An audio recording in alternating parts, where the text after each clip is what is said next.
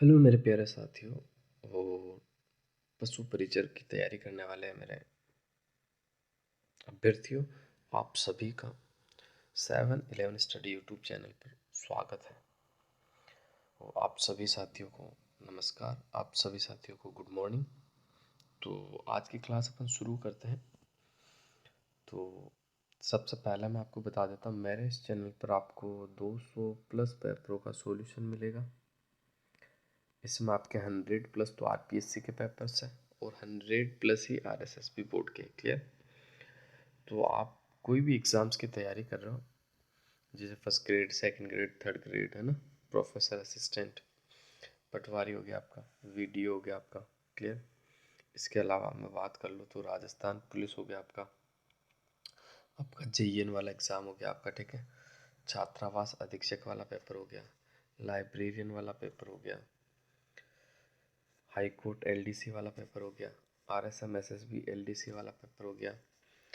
यानी जहाँ भी आपका राजस्थान जीके पूछा जाता है और अगर राजस्थान जीके उस पेपर में आता है तो आप ज़रूर चैनल के साथ जुड़ के अपनी राजस्थान जीके को बेहतर बना सकते हो। और ये जो आपकी क्लास है, ये आपके पशु परिचर वाले साथियों के लिए है। बिल्कुल पशु परिचर के जो साथी तैयारी कर रहे हैं उनके लिए क्लास बनाई जा रही है और एकदम शानदार क्लास करेंगे अपन। इसमें ये जो पेपर था ना, लेटेस्ट ही था, 2022 के अंदर हुआ था, ज़्यादा पुराना नहीं है।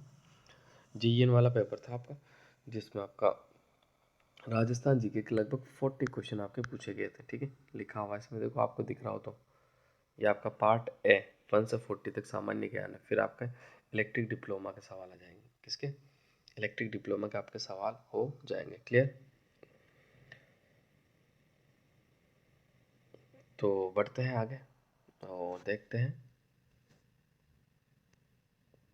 पहले सवाल की तरफ बढ़ते हैं। तो ये पहला सवाल आपके सामने है।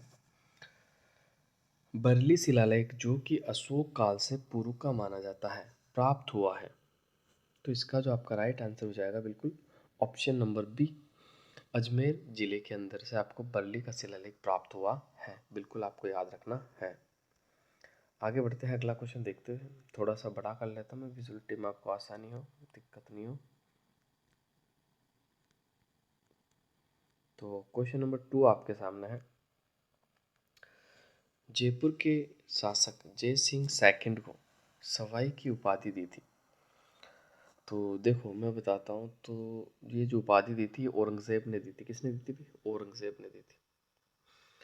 सवाई जय सिंह की काल की बात कर ले तो 1700 थे, 1743 था। जबकि मैं औरंगजेब की काल की अगर बात कर लूँ तो आपको बिल्कुल पता होना चाहिए, इनका उत्तराधिकारी युद्ध हुआ था 1658 से मान लो आप 1707 तक। तो इनकी दौरान देखो, इनका काल भी मैच कर रहा था। तो इस तरह से भी अगर आपको काल याद है तो फिर भी आप अनुमान लगा सकते हो। बाकी बिल्कुल राइट आंसर आपका ऑप्शन नंबर ए हो जाएगा, औरंगजेब, मुगल बादशाह औरंगजेब। आगे बढ़ते हैं। वर्ष 2019 में राजस्थान के निम्नलिखित में से कौन सी झील बड़ी तादाद में पक्षियों की मृत्यु को लेकर समाचारों में रही? तो इसका जो राइट आंसर हो जाएगा बिल्कुल, उस समय सांबर झील के अंदर आपके बहुत सारे पक्षी मारे गए थे। अगले क्वेश्चनों की तरफ बढ़ जाते हैं, देखते हैं सही आंसर आपके अगले। तो ये रहा आपका 4, क्वेश्चन नंबर 4 है आपका। मरु विकास कार्यक्रम में 1 अप्रैल 1999 से केंद्र और राज्य के बीच वित्तीय सहयोग का अनुपात रहा।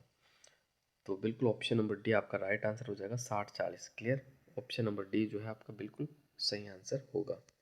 नेक्स्ट, ये आपका पॉलिटी का है, फिर भी मैं बता देता हूँ। राजस्थान के मुख्यमंत्री को चयनित कीजिए जिन्होंने राज्यपाल के रूप में भूमिका का कार्य किया था। मोहनलाल सुखाड़िया जी ने करा, शिवचरण माथुर जी ने करा, जगन्नाथ पाड़िया ने करा। तो इसका उत्तर हो जाएगा 1, 3, 4। देख लो 1, 3, 4 का आपका ऑप्शन नंबर बी में आपको 1, 3, 4 नजर आ रहा है। अगले क्वेश्चनों की तरफ बढ़ते हैं। तो ये रहा अगला क्वेश्चन आपका, क्वेश्चन नंबर 6 है आपके सामने है। 21 जून को राजस्थान के किस जिले में सूर्य जो है आपका लंबवत चमकता है? तो देखो, राजस्थान में अगर मैं कर्क रेखा की बात करूँ तो बिल्कुल यार नीचे से गुजरती है। क्लियर? यानी ये तो आ गया आपका डूंगरपुर, डूंगरपुर को छूती हुई और बांसवाड़ा के बिल्कुल मध्य से गुजरती है, बांसवाड़ा के बिल्कुल बीच से। क्लियर। तो लंबवत जो आपकी सूरज की जो किरणें चमकेगी वो बांसवाड़ा में चमकेगी। कहाँ? बांसवाड़ा। और सबसे ज्यादा तिरछापन जो होगा ना वो श्री गंगानगर के अंदर होगा। कहाँ होगा? श्री गंगानगर की तरफ होगा। आगे बढ़ते हैं, नेक्स्ट अगला क्वेश्चन देख लेते हैं। निम्नलिखित में से कौन सा मंदिर गुर्जर प्रतिहार वास्तुशैली का नहीं है? गोट मांगलोत का दधी माता का मंदिर, किराड़ू का सोमेश्वर मंदिर, ओसिया का सूर्य मंदिर, चार चौमा का शिव मंदिर। तो बिल्कुल इसका ऑप्शन नंबर डी आपका बिल्कुल राइट आंसर हो जाएगा। क्लियर। देखो गोट मांगलो का जो मंदिर है आपका, ये बिल्कुल आपका गुज्जर प्रतिहार शैली में। किराड़ू के सोमेश्वर मंदिर बाड़मेर वाले, ये भी आपके बिल्कुल गुज्जर प्रतिहार शैली में। ओसिया के, ये भी आपके गुज्जर प्रतिहार शैली में। ठीक है, तो बिल्कुल आप याद रख सकते हो। लेकिन ये जो चार चौमा का शिव मंदिर है, ये पड़ता तो आपके कोटा में। दूसरा ये गुप्त कालीन मंदिर है। कौन सा मंदिर है? गुप्त कालीन मंदिर, आपको याद रखना है। क्लियर। आगे बढ़ते हैं, अगला क्वेश्चन देख लेते हैं। चौहान वंश के संस्थापक सहस्मल की राजधानी क्या थी? तो इसकी मैं बात कर लूँ तो उसकी जो राजधानी थी वो सिरोही थी। ऑप्शन नंबर सी जो है आपका बिल्कुल राइट आंसर हो जाएगा। सिरोही का मतलब होता है सिर काटने वाली तलवार, सिर रोही। ठीक है, बिल्कुल आपको याद रखना है। आगे बढ़ते अगला क्वेश्चन देखते हैं गाइस। तो क्वेश्चन नंबर 9 आपके सामने। राजस्थान में प्रधानमंत्री कृषि सिंचाई योजना PMKSY का केंद्र एवं राज्य के बीच वित्त पोषण का अनुपात है।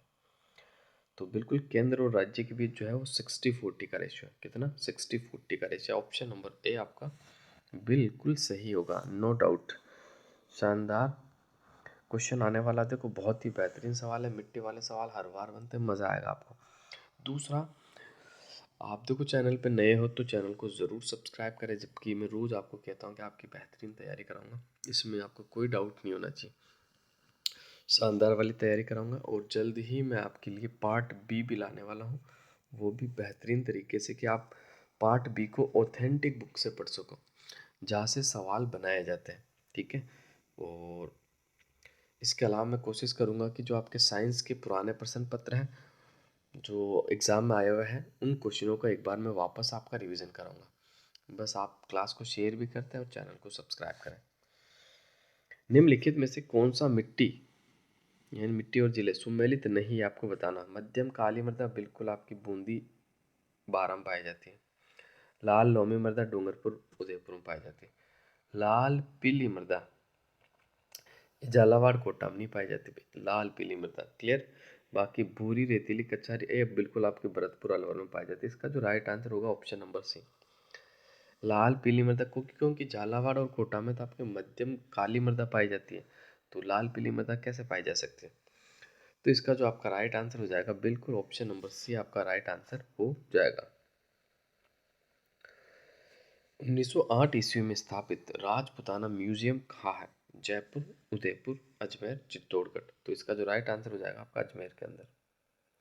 अजमेर में जो आपका अकबर का किला था, जिसे मैगजीन के दुर्ग के नाम से भी जाना जाता है, उसी किले को राजपुताना म्यूजियम के अंदर बदल दिया गया है।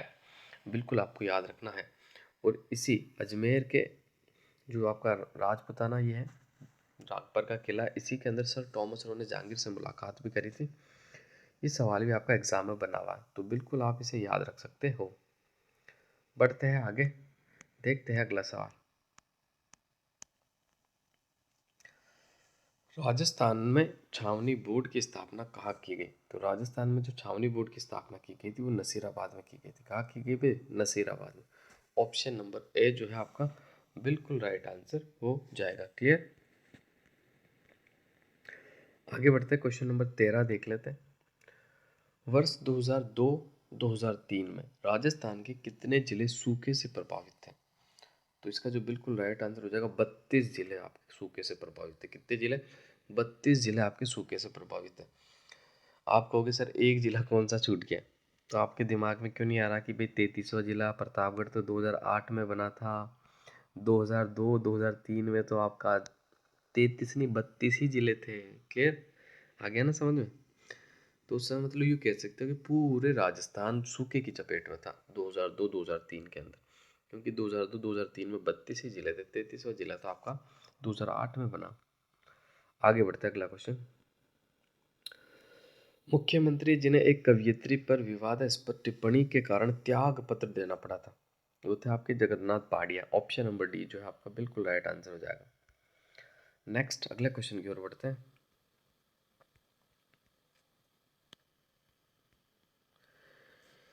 रांगड़ी की किस बोली की उपबोली है? मालवी, मारवाड़ी, मेवाती, हाड़ौती। तो इसका जो बिल्कुल सही आंसर होगा मालवी। ये मालवी की उपबोली है, और मालवी जो है ना कि देखो कर्णप्रिय बोली है, जबकि रांगड़ी जो है ना कर्कश बोली है। बिल्कुल आपको याद रखना है। और ये रांगड़ी आपके राजस्थान के दक्षिण में बोली जाती है। क्लियर? अगला क्वेश्चन देख लेते हैं। निम्नलिखित में से गलत युग्म की पहचान करनी है आपको कि कौन सा गलत है। करौली प्रजामंडल बिल्कुल त्रिलोकचंद मातृ सुमेलित है। मेवाड़ प्रजामंडल के अध्यक्ष बनवंत सिंह मेहता बिल्कुल सही है। अध्यक्ष नहीं, बस प्रजामंडल से रिलेटेड होना चाहिए। यहाँ पर देखो संस्थापक और अध्यक्ष नहीं पूछा, आपको कंफ्यूज नहीं होना, क्योंकि फिर आप कहोगे सर मेवाड़ प्रजामंडल के अध्यक्ष तो कौन थे? माणिक्यलाल वर्मा। सॉरी, संस्थापक कौन थे? माणिक्यलाल वर्मा। अध्यक्ष बलवंत सिंह मेहता थे। लेकिन ये सवाल जो पूछा बस रिलेटेड होना चाहिए प्रजामंडल से। झालावाड़ का मांगीलाल भव्य था। बीकानेर से पंडित हरिनारायण शर्मा का कोई संबंध नहीं था, इनका संबंध आपके अलवर से था। जबकि बीकानेर प्रजामंडल से मग्गाराम वेद का संबंध था। किसका था भाई? मग्गाराम वेद। बिल्कुल आपको याद रखना है। रघुवर दयाल, लक्ष्मी आचार्य, ठीक है, इनका संबंध आपका बीकानेर प्रजामंडल से था। आगे बढ़ते अगला क्वेश्चन देखते हैं। किस देशी रियासत ने विलय पत्र पर सर्वप्रथम हस्ताक्षर किए थे? तो देखो विलय पत्र की मैं बात कर लूँ तो सर्वप्रथम जो हस्ताक्षर किए थे वो आपके बीकानेर ने किए थे। क्लियर? मतलब बीकानेर रियासत ने सर्वप्रथम विलय पत्र पर हस्ताक्षर किए थे। जबकि मैं बात कर लूँ एकीकरण में, राजस्थान के एकीकरण में सर्वप्रथम जो साइन किए थे वो अलवर रियासत ने किए थे। देखो कंफ्यूज बिल्कुल नहीं होना। विलय पत्र पर बीकानेर और एकीकरण पर अलवर। क्लियर? बिल्कुल आपको याद रखना है। अगले इंपॉर्टेंट सवाल देख लेते हैं। वैसे सवाल इस पेपर में बहुत अच्छे पूछे गए थे भाई। वाकई में अगर आप तैयारी कर रहे हो तो आपको लगे सर वाकई में बहुत अच्छे पूछे गए। देखो अब सूची 1 को सूची 2 से सम्मिलित करना। तो मैं आपको बताता हूँ। ये आपको वन्य जीव संरक्षण क्षेत्र दे दी गई। सुंदा माता की बात कर लो तो सुंदा माता पड़ता है आपका जालोर और सिरोही में। क्लियर? और राजस्थान का पहला रोपवे आपका यही लगा हुआ है। जोधपुर की बात कर लो तो जोधपुर में आपका गुड़ा विष्णु हो जाएगा। ठीक है? और जोधपुर को आपका ब्लू सिटी के नाम से जाना जाता है। नागौर की बात कर लो तो नागौर में आपका गोगेलाव पड़ता है। बिल्कुल क्लियर? और नागौर को धातु नगरी के नाम से जाना जाता है। झुंझुनू, झुंझुनू की बात कर लो तो झुंझुनू में आपका बीड़ पड़ता है, और झुंझुनू को तांबा नगरी के नाम से जाना जाता है, क्योंकि खेतड़ी झुंझुनू में आपका क्या होता है? तांबा सबसे ज़्यादा होता है। क्लियर? तो ये आपका सुमेलित हो गया। बिल्कुल इसके आंसर की अगर मैं बात करूँ तो इसका होगा डी, यानी पहले डी दिया हुआ होगा, डी के बाद बात कर लूँ तो मैं आपका सी होगा, सी के बाद बात कर लूँ तो मैं आपका B A, D C B A का लिखा हुआ देख लेना आप। D C B A option number B में लिखा हुआ है, बिल्कुल राइट आंसर हो जाएगा। क्लियर? आगे बढ़ते हैं, अगला क्वेश्चन देखते हैं। निम्नलिखित में से कौन सी नदी राजस्थान के आंतरिक अपवाह तंत्र से संबंधित नहीं है? बहुत प्यारा क्वेश्चन, मजा आया। देखो कांतली तो है ही आपकी, काकनी भी है आपकी, मेंढा भी है आपकी, डाई नहीं है। डाई नहीं है। डाई नदी ये निकलती कहाँ से मैं आपको बता देता हूँ। अजमेर की नसीराबाद तहसील के राजगढ़ गांव की अरावली की पहाड़ियों से निकलती है। ठीक है? बिल्कुल अभी 2-4 दिन पहले मैं उधर सफ़र भी करके आया था, तो वहाँ उस नदी को देखा था मैंने। तो बिल्कुल आपको याद रखना, डाई नदी अजमेर के राजगढ़ गांव से निकलती है। क्लियर? अब देखो ये जो डाई नदी है ना, ये आपका त्रिवेणी संगम भी बनाती है। क्या बनाती है? त्रिवेणी संगम भी बनाती है टॉक के अंदर। ठीक है? और बाद में ये बनास नदी में मिल जाती है आपकी। ठीक है? बिल्कुल आपको याद रखना है। त्रिवेणी संगम में एक तो आपकी डाई हो जाती है, एक आपकी खारी, और एक आपकी बनास। ये 3 नदियाँ बनाती है। क्लियर? और कांतली नदी तो आपकी सीकर से रिलेटेड है, खंडेला की पहाड़ियों से निकलती है। काकनी नदी ये आपकी जैसलमेर वाली है, अभी कोटड़ी की तहसील से निकलने वाली है। ठीक है? और मेंढा नदी, मेंढा नदी अपना पानी सांबर झील में गिराती है। क्लियर? और मेंढा नदी सबसे ज़्यादा लवण की जो मात्रा लाती है ना, वो मेंढा नदी ही लाती है, क्लियर, क्योंकि सांबर झील में आपकी 4 नदियाँ थी, रूपनगढ़, खारी, खंडेला और मेंढा। ये 4 नदियों का पानी आपके सांबर झील में गिरता है। आगे बढ़ते हैं, अगला सवाल देख लेते हैं, बहुत प्यारा सवाल है। डग गंगधार उच्च भूमि अवस्थित है उत्तरी अरावली में, दक्षिणी अरावली में, हाड़ौती के पठारी प्रदेश में, नागौर की उच्च भूमि में। तो डग गंगाधर की मैं बात कर लूँ ना, तो देखो आपका जो राइट आंसर हो जाएगा हाड़ौती का पठार। ऑप्शन नंबर सी जो है आपका बिल्कुल राइट आंसर हो जाएगा। हाड़ौती के पठारी प्रदेश के अंदर ही आपका डग गंगाधर उच्च भूमि पड़ती है। मुकाम प्रसिद्ध है, तो मुकाम तालवा आप सभी को प्रसिद्ध है किसके लिए? जसनाती संप्रदाय की प्रमुख पीठ है यहाँ पर आपको, तो जसनातियों के लिए आपका मुकाम प्रसिद्ध है। क्लियर, आगे बढ़ते हैं। निम्नलिखित में से कौन सा तथ्य लोक वाद्य यंत्र नहीं है? तो रावण हत्ता है आपका, रवाज है, बपंग है, मांदल नहीं है, मांदल गण वाद्य यंत्र है, बिल्कुल आपको याद रखना। निम्नलिखित में से कौन सा कृषक आंदोलन भील जनजाति से संबंधित है? नीमूचना, भगत, जकात, मेवाड़ पुकार। तो इसका जो राइट आंसर हो जाएगा आपका भगत आंदोलन। क्लियर, इसका संबंध आपका भील जनजाति से। और एक आपका आंदोलन है कौन सा? तो एक ही आंदोलन। ये 2 आंदोलन जो है ना राजस्थान में आदिवासियों के उत्थान के लिए चलाए गए थे। ठीक है, भगत आंदोलन का नेतृत्व तो गुरु गोविंद गिरी ने करा था, एक ही आंदोलन का नेतृत्व मोतीलाल तेजावत के द्वारा आपका किया गया था। अब बढ़ते हैं अगले क्वेश्चनों की तरफ, देख लेते हैं अगला क्वेश्चन क्या है। जहांगीर और सर टॉमस रो को सन 1616 में प्रथम व्यापारिक मुलाकात राजस्थान के किस किले में हुई थी? इसका आंसर मैंने अभी ऊपर ही आपको बताया। देखो कितने प्यारे क्वेश्चन पूछे जाते हैं, इसलिए मैं कहता हूँ आप बेफिक्र रहिए। जो मेरे जितने भी साथी पशु परिचर की तैयारी कर रहे हैं ना, आपकी सिलेक्शन की गारंटी मैं लेता हूँ। बस आपको क्या करना, देखो अभी से मैं बता रहा हूँ, 8 से 10 घंटे की सीटिंग बनाओ अपनी। 8 से 10 घंटे सीटिंग का मतलब बैठ कर पढ़ना है, ये होता है सीटिंग। ठीक है, दूसरा आपको सिलेबस को 3-4 भागों में डिवाइड करके पर पार्ट को आपको 1 से 2 घंटे देना। जो हार्ड है उसको थोड़ा सा ज़्यादा देना, जो ईजी है उसको कम देना। क्लियर, और देखो शाम तक आपका कोर्स कंप्लीट करो आप। जैसे कि एक दिन में आप 7 बजे तक सारा पढ़ ले, तो 7 बजे बाद रिवीजन का पार्ट रखो आपका 1 से 2 घंटा। अगर आपको सिलेक्शन चाहिए तो देखो कह रहा हूँ ना, 4 महीने जी तोड़ मेहनत कर लो, सिलेक्शन हो जाएगा। देखो सारे सपने पूरे हो जाएंगे आपके, वाकई में बता रहा हूँ मैं।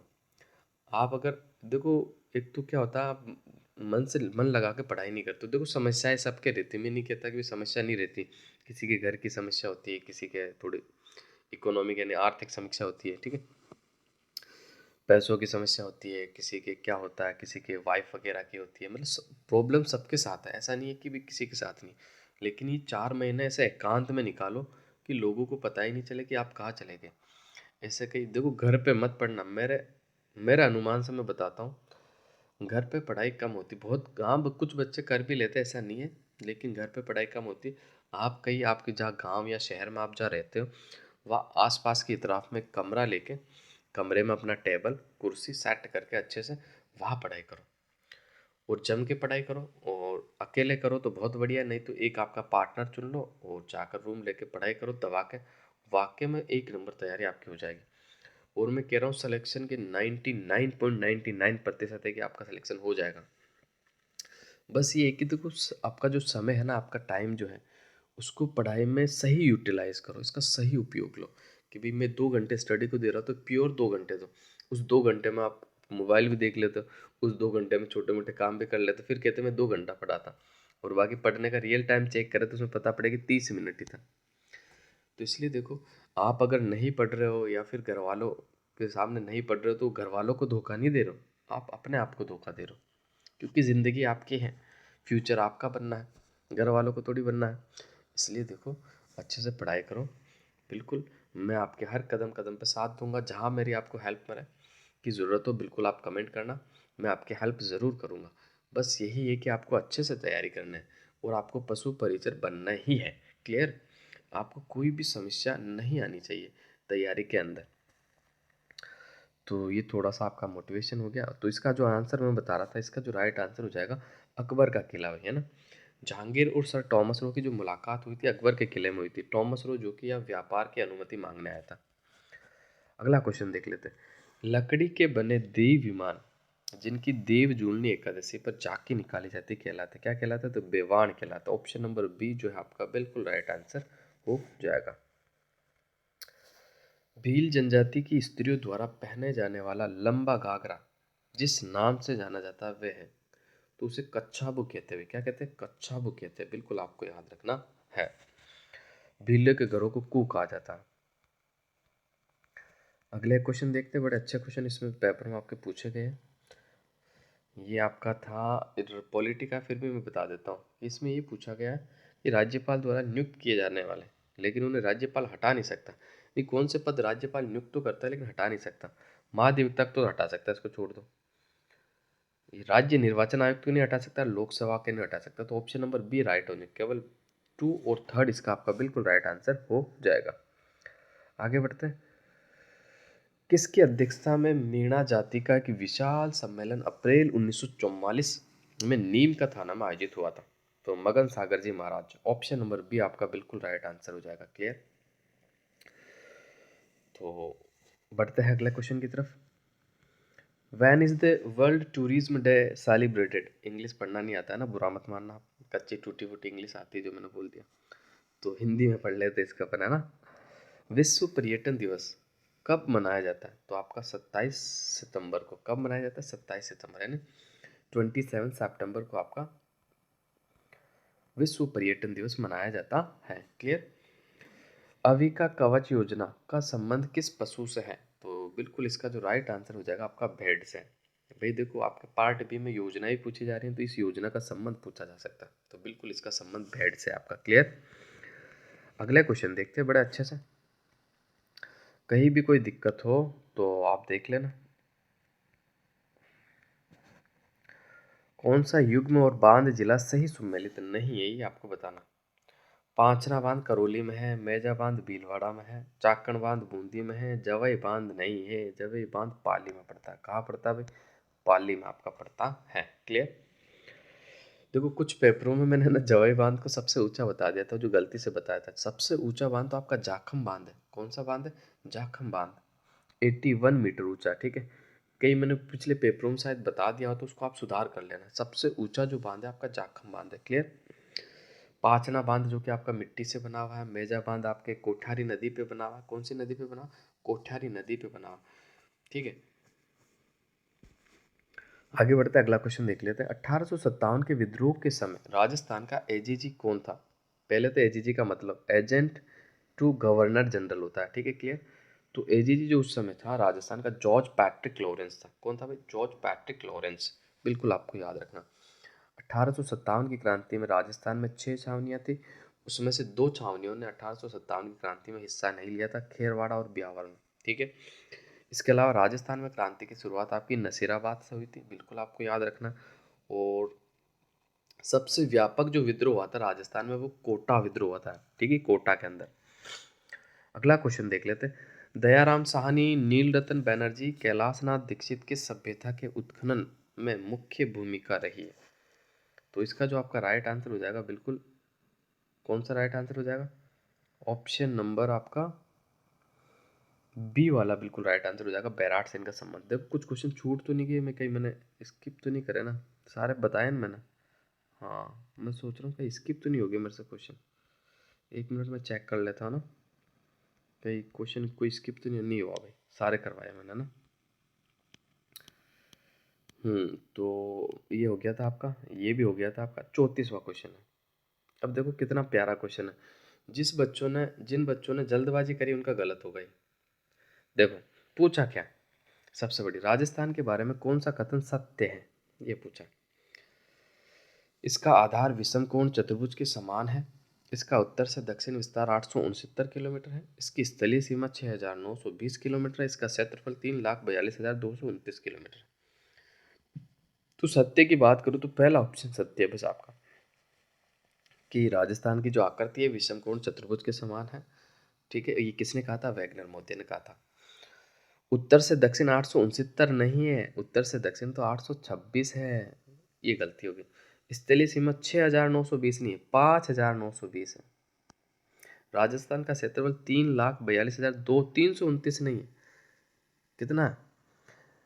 3,42,239 है, 239 वर्ग किलोमीटर है। क्लियर? तो ये छोटी मोटी माइनर मिस्टेक आपको दी गई थी, अगर आप जल्दी से पढ़ोगे तो इसको गलत कर दोगे, इसलिए कहते हैं ना हर क्वेश्चन को थोड़ा आराम से पढ़ो और सारे ऑप्शन को अच्छे से देखो। बढ़ते हैं अगले क्वेश्चनों की तरफ, देख लेते हैं अगले क्वेश्चन आपके क्या है। तो 35 का जो है, तेजाजी से संबंधित निम्नलिखित में से कौन सा स्थल सुमेलित नहीं है? तो करनाल जन्म स्थल है, बिल्कुल सुमेलित है। सुरसुरा समाधि स्थल है, बिल्कुल सुमेलित है। पर्वतसर में मेला लगता है, बिल्कुल। पनेर ननिहाल नहीं है। पनेर क्या है? तो पनेर आपका ससुराल था। क्या था भाई? तेजाजी का ससुराल था आपका पनेर। पनेर पड़ता कहाँ है? तो पनेर आपके किशनगढ़ में पड़ता है। भाई कहाँ पड़ता है? किशनगढ़। किशनगढ़ आपका कहाँ पड़ता है? तो अजमेर में आपका किशनगढ़ पड़ता है। क्लियर? आगे बढ़ते हैं, 36 की बात कर लेते हैं। मारवाड़ के प्रसिद्ध गुड़ला उत्सव, गुड़ला नृत्य की शुरुआत जोधपुर के किस शासक के काल में हुई थी? तो ये गुड़ला नृत्य की जो शुरुआत हुई थी राव सातल के काल के अंदर हुई थी भाई। कब? राव सातल के काल के अंदर आपकी हुई थी। राव सातल का जो कार्यकाल था ना, वो 1489 से लेकर 1492 तक ही था। और इन्हीं के काल के अंदर आपकी जो ये घटना भी घटी थी, कौन सी? गुड़ला नृत्य स्टार्ट हुआ था इस टाइम। जो अंग्रेज, वो आपके अजमेर के जो सेनापति थे मल्ल खां और गुड़ले खां ने आक्रमण किया था उस समय, उसी समय से आपका ये गुड़ला नृत्य चला रहा। गुड़ला नृत्य के अंदर एक मटकी होती है, उसमें चारों तरफ छेद होते हैं, बीच में एक आपका दिया रख दिया जाता है, फिर स्त्री आपको अपने सिर में रखकर गुड़ला नृत्य करती है। समझ में आ गया होगा आपके। गिलुंड सभ्यता किस नदी के किनारे फैली हुई है? तो गिलुंड का जो संबंध है वो बनास से है, और ना ऑप्शन नंबर आपका बिल्कुल डी जो है आपका बिल्कुल राइट आंसर हो जाएगा। क्लियर? और गिलुंड सभ्यता आपके राज संबंध में पड़ती है।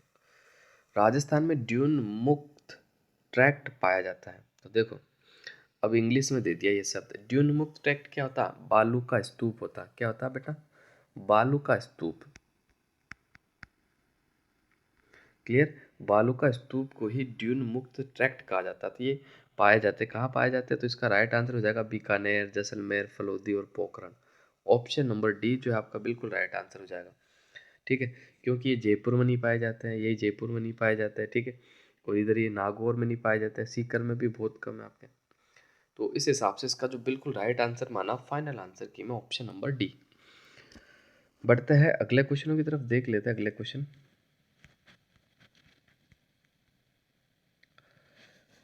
राजस्थान में साहिबा का युद्ध जिस वर्ष लड़ा गया था वह, तो राजस्थान में जो साहिबा का युद्ध हुआ था वो हुआ था 1541 से 1542 के मध्य। जबकि मैं बात कर लेता हूँ 1544। तो 1544 में आपका गिरी सुमेल या सुमेल का युद्ध आपका लड़ा गया था। क्लियर? बिल्कुल आपको याद रखना है। और बढ़ते हैं आज के आखिरी क्वेश्चन की तरफ। कवि एवं चित्रकार नागरीदास के रूप में कौन प्रसिद्ध था? तो इसका जो राइट आंसर हो जाएगा, किशनगढ़ के आपके जो शासक थे राजा सावन सिंह प्रसिद्ध थे। बिल्कुल आपको याद रखना। ठीक है, एक बार सवाल ये पूछा गया था कि राजा सावन सिंह की मृत्यु कहाँ हुई थी? तो ये वृंदावन में हुई थी भाई। याद रखना, आप किशनगढ़ में नहीं हुई है, वृंदावन के अंदर हुई है। बिल्कुल आपको याद रखना है। और ये नागर समुच्चय नाम से कविता भी लिखते थे। बिल्कुल आपको याद रखना। ठीक है, जो आपके सावन सिंह थे, ये नागर समुच्चय के नाम से आपकी कविता करते थे। जबकि जो जयपुर के प्रताप सिंह है ना, वो ब्रज नीति के नाम से कविता लिखते थे। किस नाम से? ब्रज नीति के नाम से कविता लिखते थे। तो आज के इस पेपर में आपके पास ये 40 ही क्वेश्चन थे। बहुत शानदार क्वेश्चन है। तो आज के लिए बस इतना ही।